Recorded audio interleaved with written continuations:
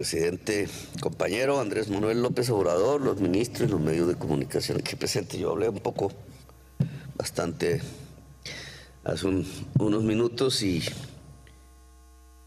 pues de ahí salen las intenciones de estas reuniones que hemos convenido en nuestra visita ya a México, y es tratar, es una lucha, eso no es fácil, de construir una posición diferenciada, común, de América Latina en torno a dos grandes problemas contemporáneos que precisamente no estaban presentes en tiempos de Rafael Uribe, Maceo y Garza, que es el tema de las drogas, la política antidrogas, que hace a América Latina víctima con 1 millón de muertos ya, y el tema de la inmigración, que tendrá otro espacio de discusión. Colombia parecía no estar muy en el escenario de las grandes migraciones mundiales, de los éxodos, le llamo yo, el éxodo, que como el Papa Francisco dice, trae nuevas esclavitudes. Y lo hemos probado ahora de una manera casi que protagónica. Colombia se ha convertido en un centro de recepción masivo de migrantes que quieren ver el país como país de paso, no quedarse aquí, que arranca con una mala política, igual que este tema de las drogas se ha convertido en una mala política que no deja sino sangre y muertos y destrucción democrática a su paso, en vez de concentrar el esfuerzo en reducir la demanda, el consumo, etcétera. En el caso de la migración fue el bloqueo económico lo que empezó a lanzar una serie de oleadas poblacionales, de éxodos, primero de Venezuela hacia Colombia.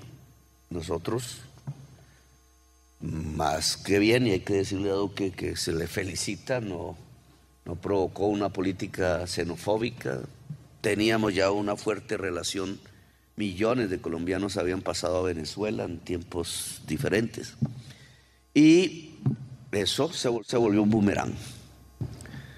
Ese flujo se repartió por toda América, inició como en una especie de imitación otros flujos de otros pueblos, ecuatorianos, colombianos, haitianos, afganos, chinos, de muchas partes de Asia, y empezó un flujo partiendo de Colombia por el tapón del Darién, se llama así, una selva inhóspita.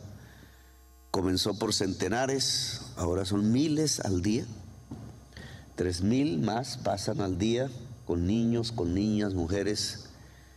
Se vuelven 6.000 al llegar a México y se vuelven 7.000 al llegar cada día a la frontera con los Estados Unidos, y tenemos entonces un problema americano.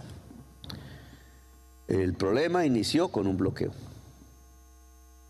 Y yo pienso que relativamente en un plazo corto, porque los problemas se van a agudizar si sigue la crisis climática, se podría resolver si se quita el bloqueo. Creo que esto es lo que se llaman las políticas desacertadas, los boomerangs. Se piensa con una intención y termina pegándole en la cabeza al que lanzó la política. Y no está bien, digamos, que ya tengamos para este año 500.000 de personas pasando por el tapón del Darién en manos del destino de la naturaleza y sobre todo de las mafias. Y el año entrante puede ser 1 millón, y después pueden ser 2 millones, y allá pueden ser 4 millones. Se ha iniciado un éxodo del sur al norte que tiene que ver con muchas causas, entre otras la desigualdad, la pobreza, pero también con políticas que están mal hechas, mal construidas, torpes, como la de bloquear económicamente una sociedad pensando que se cae un régimen y lo que se cae es el pueblo, lo que se cae es la sociedad misma. Usted nos ha traído una parte de la historia. Yo allá cuando fui a México hablé de Melo, General Melo, que es el único presidente indígena que ha tenido Colombia y el único que no está enterrado en Colombia. quién sabe dónde me enterrarán a mí así por ese paso. Está allá en Chiapas, después de hacer un periplo que marca el alma latinoamericana.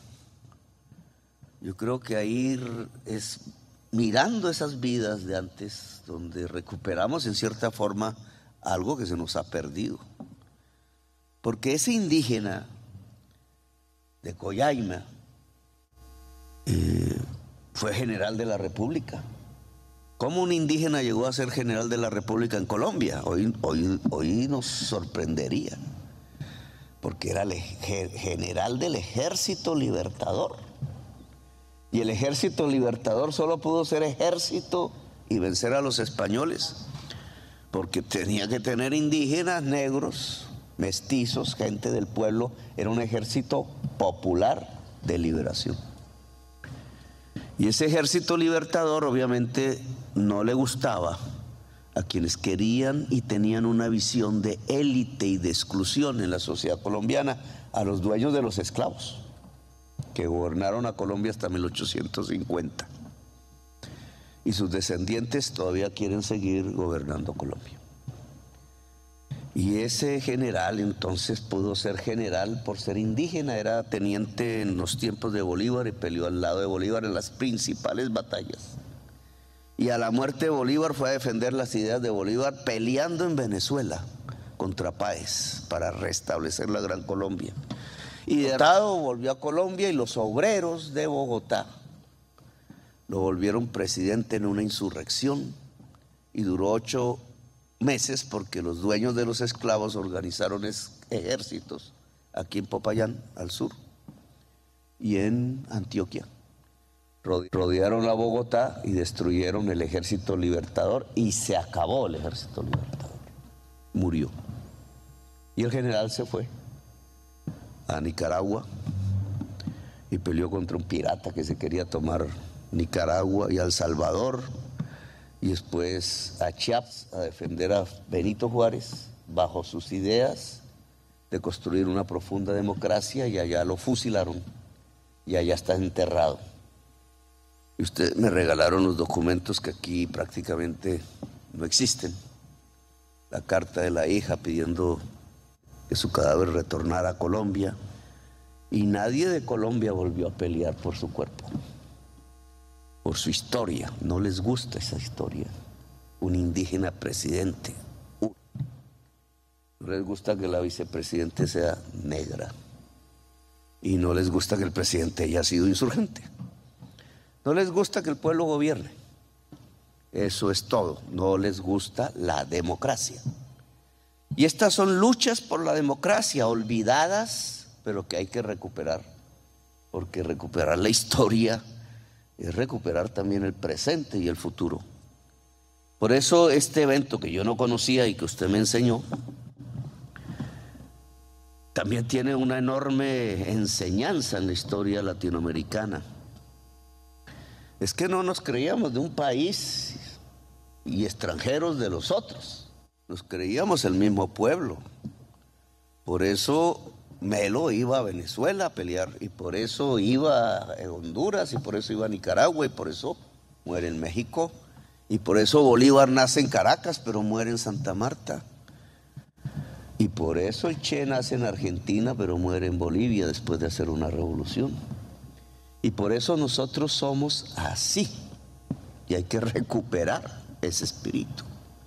Por eso se reunían a la luz de las velas en esa aldea que debió ser en ese entonces Bocas del Toro, República de Colombia, que hoy no es de Colombia, porque parte de esa historia tiene que ver con eso. Se reúnen estas 3 personas de película. Caterina Garza, que es el mexicano que ha luchado al interior de los Estados Unidos, él tratando de recuperar el territorio de México, que ahora se llama Texas. Antonio Maceo, que lucha por la independencia de Cuba, y Rafael Uribe Uribe, nuestro general de las 1000 batallas, que muere asesinado en 1914 a hachazos frente al Congreso de Colombia. Era el único senador liberal en medio de un Congreso conservador. Había hecho un acuerdo de paz. Todo esto es importante. Había hecho un acuerdo de paz con los conservadores después de la Guerra de los 1000 días. Esa guerra le permitió a los Estados Unidos quitarnos Panamá. Por eso Bocas del Toro ya no es de Colombia. Era de Colombia ahí. Estaban reunidos los revolucionarios liberales queriendo profundizar la democracia en toda América en un pueblo de Colombia, a la luz de las velas, constando la insurgencia.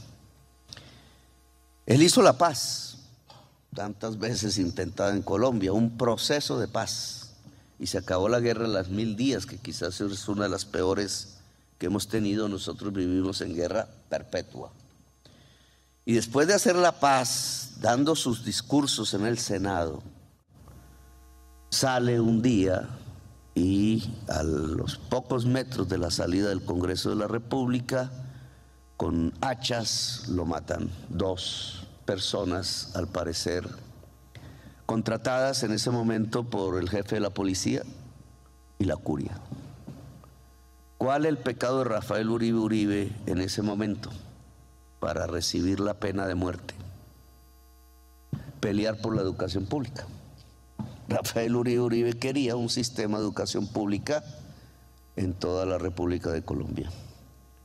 Y esa fue la causa por la que lo mataron. Y ahora, si uno mira un debate local de los tantos que hay aquí en Colombia, precisamente alguien está proponiendo acabar con la educación pública a partir de que el presupuesto público se entregue en bonos para que los niños y las niñas estudien en colegios privados. Lo cual, de entrada, dado que el colegio privado es más caro y tiene utilidad, acortaría completamente la cobertura de quienes podrían estudiar, pero es un ataque a un principio democrático fundamental, la educación pública, que este gobierno piensa es fortalecer, no acabar. Bueno, a Rafael Uribe Uribe lo mataron por querer que en Colombia existiera una fuerte educación pública, y ese era el pensamiento de estas personas. Y yo creo que a la larga ahora, porque esto es 1895, un siglo atrás habían otros jovencitos a la luz de las velas conspirando a hacer una revolución en nuestras tierras. Los Nariño, los Camilos Torres, los Carbonell, los Mirandas, los Sucre, todos muchachitos y muchachitas como Manuelita Sáenz y La Pola. Un siglo después son ellos, y estamos otra vez un siglo después, y ahora somos nosotros. Y ese nosotros y nosotras tiene que volver a este espíritu, y es que no tenemos fronteras en realidad, que somos un mismo pueblo con similares problemas, en una diversidad intensa y con una enorme capacidad de construir belleza. Usted me decía, los españoles trajeron la codicia del oro, los indígenas no lo tenían. No había codicia por el oro en estas tierras. Fue de allá que vino ese contravalor, y por eso tantos muertos. Ahora hay otros valores que hay que volver a restablecer en nuestras sociedades: la libertad real, no la libertad de mentiras, de que es que yo puedo ir a comprar en la tienda, sí, si no tienes plata, ¿qué? No tienes libertad, se acabó la libertad. No, la libertad integral del ser humano, la democracia profunda. La democracia profunda es que vuelvan a haber presidentes indígenas y mujeres, y negros y negras, y toda nuestra diversidad en el poder, porque no podemos dividirnos entre unos tonos de piel y otros tonos de piel. Eso es propio de Hitler, un criminal. Y la paz, y poder darle al mundo, porque somos creadores de belleza. Ahí está Gabriel García Márquez, usted lo menciona. Ese boom latinoamericano que yo leí de joven, de escritores y escritoras poderosas de todos nuestros países, entre los cuales estuvo Gabriel García Márquez, que nos enseñó a nuestra generación, porque nacimos a partir de su literatura hermosa, de la magia de enseñarnos qué es Latinoamérica. Ahora yo trato de mirar las emanaciones artísticas de nuestra juventud latinoamericana y encuentro el mismo boom, bajo otros formatos y de manera invisible. No salen las emisoras, se encuentran en las redes, poetas del rap. Me he puesto a estudiar esos temas, a Molotov